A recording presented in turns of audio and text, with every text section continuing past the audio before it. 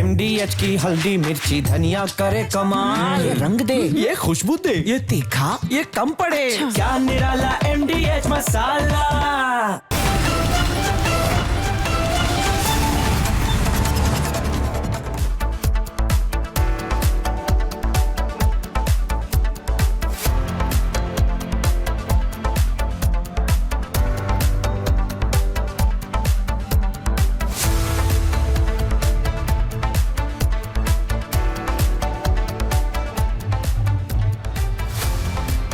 जय श्री राम दर्शकों, नमस्कार। मैं हूं आपके साथ प्रियंका शर्मा। पूछता है भारत ग्राउंड जीरो से।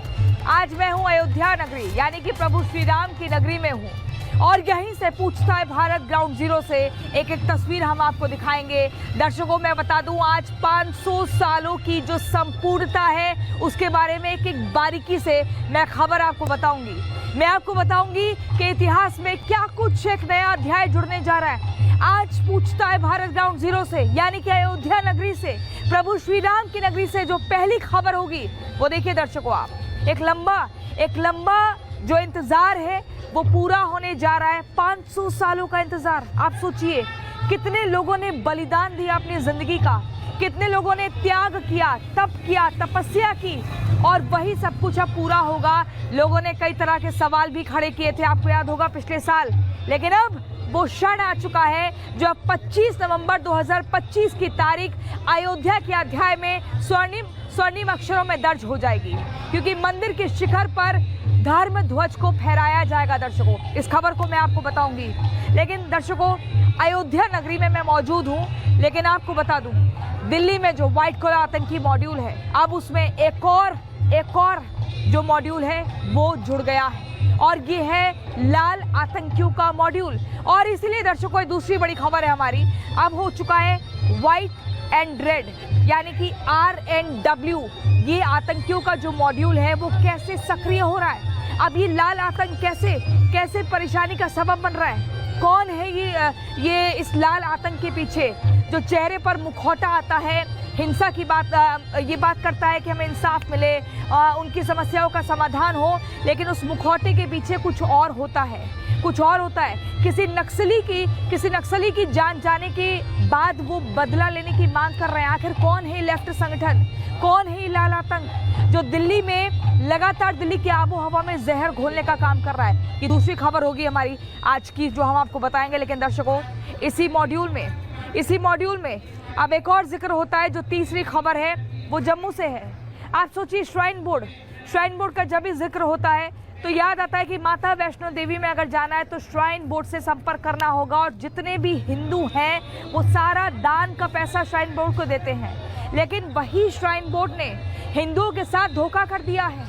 आखिर इस तरह की गद्दारी के पीछे मुख्य तौर पर वजह क्या है? बीजेपी के तमाम कार्यकर्ता वहां प्रदर्शन कर रहे हैं, हिंदू छात्र नाराज हैं, सड़क पर आ गए हैं, इंसाफ की मांग कर रहे हैं और सवाल ये पूछ रहे हैं आखिर क्यों? जब दान 85% दान हिंदू करता है श्राइन बोर्ड को, तो फिर ये दूसरे कट्टरपंथियों के लिए इतना नर्म लहजा कैसे हो गया है?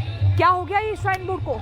मैं आपको पूरी खबर विस्तार से बताऊंगी, आप आराम से बने रहिए। लेकिन पूछता है भारत अयोध्या नगरी से मैं आपको तस्वीर बता दूं दर्शकों। पहली खबर अब मैं आपको विस्तार से बताती हूँ। देखिए प्रभु श्री राम की नगरी एकदम दुल्हन की तरह सज धज कर तैयार हो चुकी है। श्री राम के भजन सुनने को मिल रहे हैं कि सज गई है नगरी, क्योंकि प्रभु श्री राम आ रहे हैं। आप सुन भी रहे होंगे। लेकिन दर्शकों अभी तक आप देखिए, हमें याद है वो तारीख 2020 की वो तारीख थी जब भूमि पूजन हुआ था राम मंदिर का। लेकिन फिर वही थोड़ा सालों बाद यानी कि 22 नवंबर की वो तारीख, नवंबर नहीं बल्कि जनवरी 22 जनवरी की वो तारीख 2024 में जब मंदिर बन जाता है और मंदिर में फिर वहाँ प्राण प्रतिष्ठा का काम होता है। लेकिन विपक्षी खेमा बार बार ये कहता है कि अधूरे मंदिर की प्राण प्रतिष्ठा कर दी, इसको लेकर जमकर सियासत की गई। लेकिन अब 25 नवंबर 2025 की वो तारीख है जो इतिहास के पन्नों में दर्ज होने जा रही है, क्योंकि मंदिर के शिखर पर धर्म ध्वज को फहराया जाएगा। और ये जो समय है, ग्राफिक्स चलाइए, समय यह है कि सुबह 11 बजे प्रधानमंत्री नरेंद्र मोदी अयोध्या पहुंच जाएंगे। 11:45 तक रामलला के दर्शन करेंगे। फिर 11:58 तक जो नरेंद्र मोदी हैं वो रामलला की आरती करेंगे और उसके बाद धर्म ध्वज को फहराया जाएगा। केसरिया रंग का ये धर्म ध्वज है, इसमें ओम का चिन्ह भी है, इसमें सूर्य की आकृति भी है, इसमें बाकी और आकृति भी है और जो ये बताती है कि सनातन के लिए वो कितना कुछ खास है। लेकिन आपको बता दूं, इस पूरी प्रक्रिया के दौरान प्रधानमंत्री नरेंद्र मोदी फलाहार का पूरी तरीके से पालन करेंगे, यानी कि सिर्फ फल और जल में ही रहेंगे, अन्न को ग्रहण नहीं करेंगे। ये बहुत बड़ी तपस्या है, ये बहुत बड़ा त्याग है देश के यशस्वी प्रधानमंत्री नरेंद्र मोदी का, दर्शकों। लेकिन आपको पता है कि इस मंदिर को बनाने के लिए कितने सारे श्रमिकों का योगदान है। शुरुआत में 500 मजदूर जुटे, फिर वो संख्या 500 से 1000 हुई, लेकिन अंत में क्योंकि काम को जल्दी करना था तो 3500 तक वो संख्या पहुंच गई। श्रमिकों ने दिन रात एक कर दिया कि मंदिर को जल्दी से बनाना है। L&T को पूरा ये प्रोजेक्ट दिया जाता है और मंदिर ऐसा बनकर सामने आया कि दूर दराज से विदेशों से आते हैं और हर कोई देखकर मंत्रमुग्ध हो जाता है कि अरे वाह, रामलला इसमें विराजमान हुए हैं। ये मंदिर है रामलला का, अद्भुत है, अद्भुत है, अविश्वसनीय है। लेकिन वही मैं आप मजदूरों की जो मेहनत है, जो श्रमिकों ने दिन रात एक किया, उसको लेकर एक रिपोर्ट आपके सामने लाई हूं, वो दिखाते हैं। पूछता है भारत लगातार जारी, लेकिन पहले ये रिपोर्ट देखिए।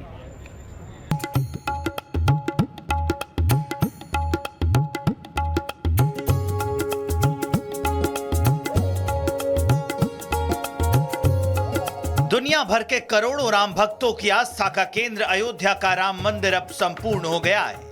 बरसों बाद पधारे हमरे राम ललनवाना कि बन गए, हाँ बन गए। सैकड़ों वर्षों के संघर्ष और बलिदानों के बाद उत्तर प्रदेश के अयोध्या में प्रभु राम का भव्य और दिव्य मंदिर पूरी तरह आकार ले चुका है। कल यानी 25 नवंबर को राम मंदिर के शिखर पर धर्म ध्वजा स्थापित की जाएगी और इस पावन कार्यक्रम के लिए पावन जन्मभूमि को सजाया जा रहा है। प्रधानमंत्री नरेंद्र मोदी, संघ प्रमुख मोहन भागवत और सीएम योगी समेत हजारों मेहमानों की मौजूदगी में मंदिर के शिखर पर ध्वजारोहण किया जाएगा। हम आपको ये तस्वीरें दिखाते हैं। देखिए, पूरी तरीके से एक अलग नगरी राम की दिख रही है, एकदम भव्य हो चुकी है, सज धज के तैयार हो चुकी है। एक तरफ देखिए फूल माला है, यहाँ पर आप देखेंगे फूल माला के साथ ये यहाँ पर दुल्हन की तरह राम नगरी को सजा दिया गया है। और यहाँ पर देखिए दूर दराज से लोग आ रहे हैं, दुकानों को देखिए आप, एकदम ये बदल चुकी है, ये अयोध्या नगरी बदल चुकी है। आप देखिए बैरिकेड भी लगाया गया है, चप्पे चप्पे पर निगरानी है ताकि किसी भी तरीके से कानून व्यवस्था के साथ कोई खिलवाड़ ना हो। राम मंदिर को बनाने में हजारों राम भक्तों ने अपना बलिदान दिया था, तब जाकर 500 सालों का संघर्ष विशाल और भव्य स्वरूप ले पाया। राम मंदिर के निर्माण की शुरुआत भूमि पूजन से 5 अगस्त 2020 को हुई थी। इसके बाद मंदिर में रामलला की प्राण प्रतिष्ठा 22 जनवरी 2024 को की गई और 25 नवंबर 2025 इतिहास में राम मंदिर की संपूर्णता के तौर पर दर्ज हो रहा है। अयोध्या के ज्यादा से ज्यादा संत महात्मा उपस्थित रहेंगे। पूर्वी उत्तर प्रदेश के समाज को बुलाया गया है।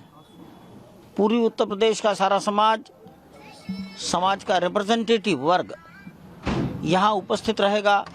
लगभग 7000 संख्या इस पूरे कार्यक्रम में उपस्थित रहने वाली है। कल प्रधानमंत्री जो है उस मंदिर की शिखा पर धर्म ध्वजा लहराने वाले हैं।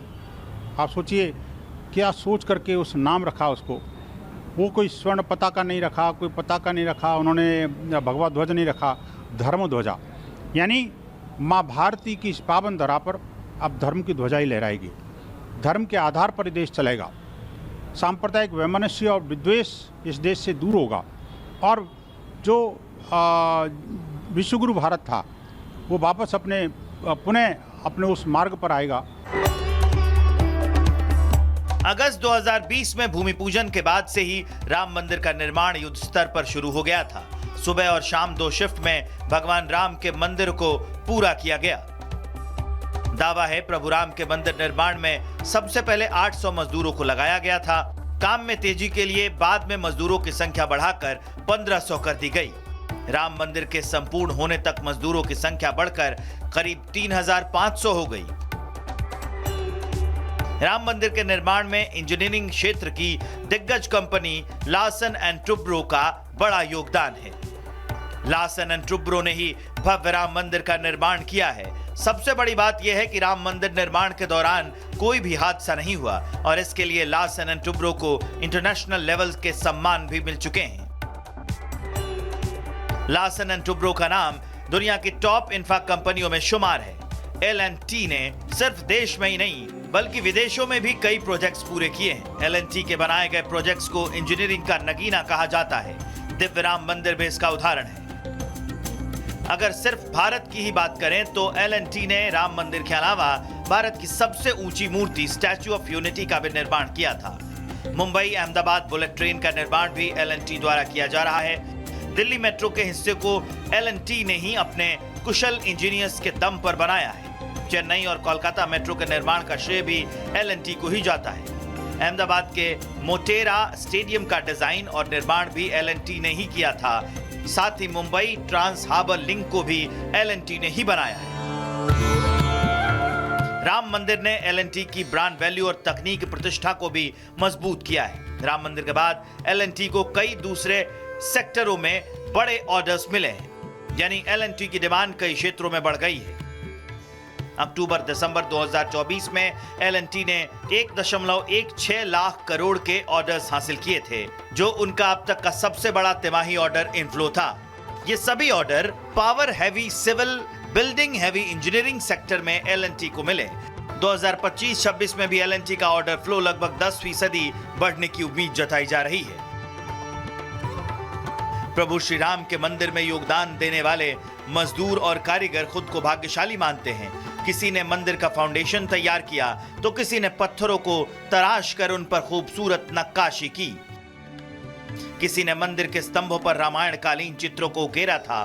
तब जाकर 1339 दिनों में राम मंदिर संपूर्ण हुआ। हम लोगों का प्रण था कि जब तक राम जन्मभूमि बन नहीं जाएगी तब तक हमारे वंश के लोग जो है वो छत्र नहीं धारण करेंगे, छाता नहीं लगाएंगे, सूर्य को और चप्पल नहीं पहनेंगे, पगड़ी नहीं बांधेंगे। और वो समय अब हम लोगों का पूरा हुआ। प्राण प्रतिष्ठा के बाद से ही राम मंदिर के निर्माण पर सवाल उठाए जाने लगे थे। साधु संतों ने अधूरे मंदिर की प्राण प्रतिष्ठा को लेकर सरकार को घेरा था, लेकिन अब राम जी का मंदिर संपूर्ण हो चुका है। लाखों भक्त हर महीने अयोध्या में प्रभु राम के दर्शन कर रहे हैं। वैसे भी कहा जाता है, होई सोई जो राम रचि राखा, मतलब जो कुछ भी होता है वो भगवान राम की इच्छा और उनकी व्यवस्था के अनुसार ही होता है। Bureau report, Republic Bharat. Ayodhya से पूरी दुनिया को केसरिया संदेश यानी कि त्याग, तपस्या, राष्ट्र और धर्म की रक्षा का मैसेज देने का प्रयास किया जा रहा है। मैं आपको बता दूं, जो अयोध्या में मंदिर का जो शिखर है, प्रभु श्री राम के मंदिर का शिखर है, उसकी ऊंचाई 161 फीट है। अगर ध्वज दंड की मैं बात करूं तो उसकी ऊंचाई 30 फीट है। और वहीं पर अब जब ये दोनों को मिला दे तो अब उस शिखर की ऊंचाई 191 फीट हो जाएगी। लेकिन ये बता दूं, जो धर्म ध्वज है ये केसरिया रंग है। इसमें केसरिया रंग में अलग अलग चिन्ह आपको देखने के लिए मिलेंगे। केसरिया रंग जो त्याग और तपस्या का प्रतीक है। फिर इसमें कोविदार वृक्ष का चिन्ह भी है जो अयोध्या के राजवंशीय का प्रतीक है। इस धर्म ध्वजा में सूर्य का चिन्ह भी है जो प्रभु श्री राम के सूर्यवंशी होने का प्रतीक है। इसमें ओम चिन्ह भी है जो सत्य और शाश्वत का प्रतीक है। ये बताता है, उसको प्रतिनिधित्व करता है। ये बहुत खास होने जा रहा है कल का कार्यक्रम, और इसमें कितने मजदूरों ने कितनी मेहनत की वो मैंने आपको बता दी दर्शकों। लेकिन पूछता है भारत। अब अगली खबर आपको बताएगा।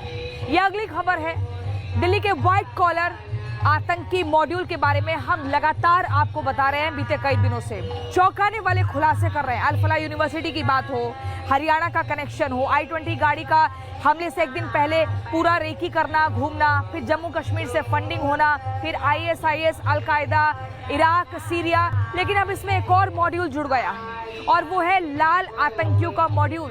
इसलिए हम बार बार कह रहे हैं, W से व्हाइट, रेड जो है वो लाल आतंकी हो गया। अभी W यानी कि व्हाइट और white W and R and W, ये जो आतंकियों का मॉड्यूल है, इसका क्या मकसद है? आखिर क्यों ये मिलकर लगातार आतंकी गतिविधियों को अंजाम देने की फिराक में है? आखिर इनको कौन गाइड कर रहा है, कौन दिशा निर्देश दे रहा है? और कौन सी एक बड़ी ऐसी बात है जो निकलकर सामने आई है, वो इस रिपोर्ट में दिखाते हैं।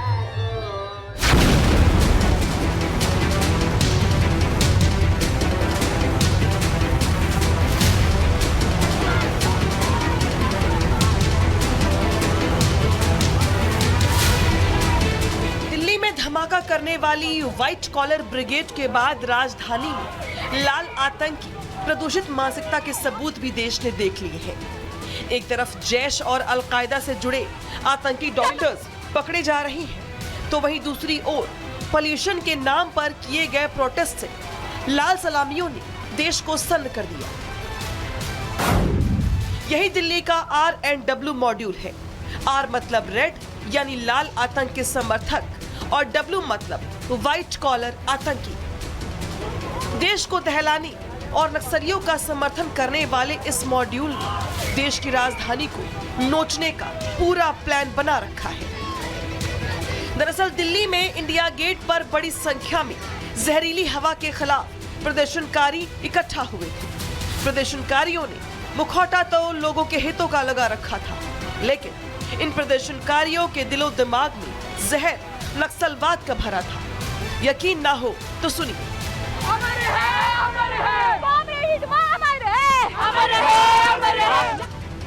इंडिया गेट पर प्रदर्शनकारियों ने मारे जा चुके 1 करोड़ रुपए के इनामी नक्सली हिडमा के समर्थन में जमकर नारेबाजी की, हाथ में पोस्टर लहराए। और सबसे बड़ी बात ये कि जिस नक्सली हिडमा के समर्थन में इंडिया गेट के पास नारेबाजी की गई, उस हिडमा की वजह से साल 2010 में देश के 76 जवान शहीद हुए थे। 2017 में भी 25 जवानों की शहादत हुई थी, जबकि 2021 में 22 जवानों की शहादत का जिम्मेदार नक्सली हिडमा ही था। इनके प्रॉपर पर्चे निकले हैं, कुछ संगठन ने प्रॉपर पर्चे निकाले, तो इनकी मानसिकता कितनी खराब है इससे ही हम समझ सकते हैं। लेकिन अगर देखा जाए तो सरकार इन्हें पढ़ने के लिए कैंपस में सब सुविधाएं देती है और इस तरीके से नारे लगाते हैं, तो ये सही मानते हैं आप लोग, क्योंकि आप भी छात्र हैं? ये कुछ गिने चुने लोग हैं, ये इसकी वजह से पूरे जेएनयू का कल्चर खराब होता है। पूरे जेएनयू के लोग उसमें संलिप्त नहीं है। ये कुछ गिने चुने 1-2% एलिमेंट है जो ये काम करते हैं, उनकी वजह से पूरे जेएनयू का नाम खराब होता है। एक बार अभी आपका साथी ने बताया कि जब हमारे जवान शहादत हुए थे तो लोगों ने जश्न भी मनाया। जी, इसके पहले पुराने टाइम पे 2-4 साल पहले ये जश्न मनाते थे प्रॉपर। जब सीआरपीएफ के जवान मारे गए थे तब भी इन्होंने जश्न मनाया था। ऐसे में सवाल ये है कि क्या दिल्ली में अर्बन नक्सलियों की तादाद बढ़ चुकी है? व्हाइट कॉलर आतंकी तो पकड़े जा चुके हैं, लेकिन लाल सलामियों पर तगड़ा एक्शन कब होगा? क्या अर्बन नक्सलियों की सोच देश की सुरक्षा के लिए खतरा बनती जा रही है? और खराब हवा की वजह से नक्सली एजेंडा चलाने के लिए फंडिंग भला कहां से हो रही है?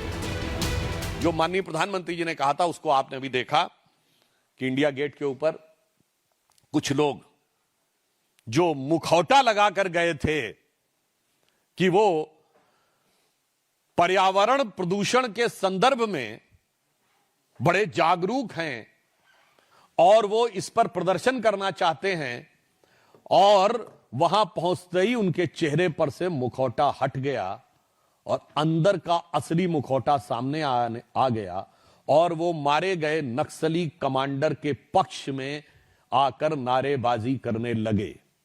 अर्थात जो प्रधानमंत्री जी ने कहा है कि मुस्लिम लीगी माओवादी कांग्रेस हो गई है।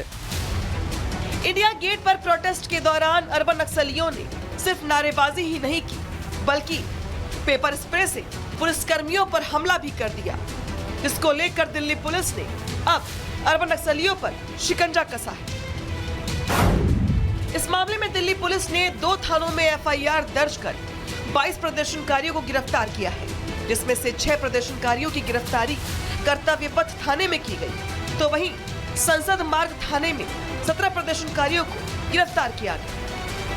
दावा किया जा रहा है कि इंडिया गेट पर प्रोटेस्ट के लिए जेएनयू के लेफ्ट संगठन PSA की तरफ से कॉल दिया गया था, लोगों से जुटने के लिए आह्वान किया गया था, और फिर क्या, इसके बाद इंडिया गेट पर जो कुछ हुआ उसे पूरे देश ने देखा। इसका भी अन्वेषण जारी है और अन्वेषण में इसमें गहनता से जांच की जा रही है और निश्चित ही इसमें कठोर कार्रवाई की जाएगी। और इसमें जो पुलिस के खिलाफ बल प्रयोग करना, रोड जाम करना, स्प्रे का, चिल्ली स्प्रे का यूज़ करना, इन तमाम धाराओं के अंदर FIR रजिस्टर की गई। नस्ली हिडमा के पक्ष में नारेबाजी के बाद अब एजेंसियां चौकन्नी हो गई। प्रोटेस्ट से जुड़े हर किरदार को स्कैन किया जा रहा है, तो वहीं दूसरी ओर बीजेपी इस प्रोटेस्ट को देश के खिलाफ बड़ी साजिश बता रही है। प्रदर्शन करने आए पॉल्यूशन पे, लेकिन ये लोग प्रदर्शन जीवी हैं। ये लोग आए वहाँ, ये अर्बन नक्सल के सोच के लोग हैं। ये सिर्फ वहाँ पे लोगों को प्रदूषण के नाम पे नहीं, बल्कि ये नक्सल और आतंक का प्रदूषण फैलाना चाहते। कहते 25 नवंबर 2025 इतिहास में राम मंदिर की संपूर्णता के तौर पर तारीख दर्ज होने जा रही है। पूछता है भारत ग्राउंड जीरो से लगातार जारी है, लेकिन एक छोटे से ब्रेक के लिए हमें रुकना होगा। कहीं मत जाइए, आप देखते रहिए रिपब्लिक भारत। अब आया असली स्वाद, अब आया स्वाद। जब स्वाद के पड़े हो लाले तो MDH का चंकी चाट मसाला डालें। MDH का चंकी चाट मसाला। MDH